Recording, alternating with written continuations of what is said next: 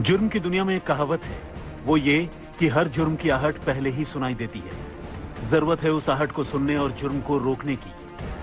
लेकिन पुणे के पोर्शु car accident के मामले में नाबालिग रईसजादे के घर वालों और बार मालिकों से लेकर ट्रैफिक डिपार्टमेंट समेत दूसरी एजेंसियों ने न सिर्फ उस आहट को अनसुना कर दिया, बल्कि खुद ही जुर्म की जमीन तैयार कर दी।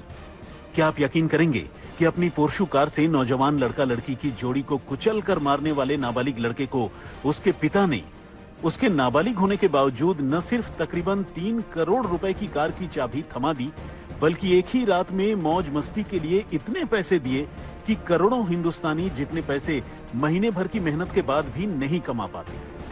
पुणे पुलिस की छानबीन में पता चला है कि एक्सीडेंट से पहले नाबालिग ने अपने दोस्तों के साथ मिलकर न सिर्फ 2 पबों में जाकर जमकर शराब पी, बल्कि एक पब में महज 90 मिनट तक ड्रिंक्स लेने के बाद उसने 48,000 रुपए का बिल चुका डाला।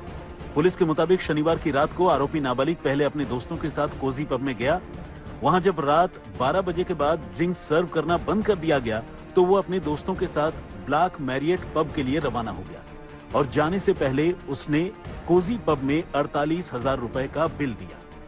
पुणे के नाबालिग आरोपी के पिता विशाल अग्रवाल को गिरफ्तार करने के बाद पुणे पुलिस ने उसे बुधवार को सेशंस कोर्ट में पेश किया, जहां से उसे 3 दिनों की पुलिस रिमांड पर भेज दिया गया।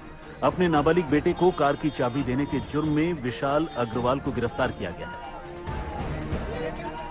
तफ्तीश में साफ हुआ है कि अपने खिलाफ मुकदमा दर्ज होने के बाद विशाल ने पुलिस को न सिर्फ गुमराह करने की कोशिश की, बल्कि घर से भाग गया, लेकिन उसे संभाजी नगर के एक लॉज से पकड़ लिया गया। इस मामले में एक अजीब बात यह है कि पुलिस ने विशाल अग्रवाल को गिरफ्तार तो कर लिया है, लेकिन उसका मोबाइल फोन गायब है।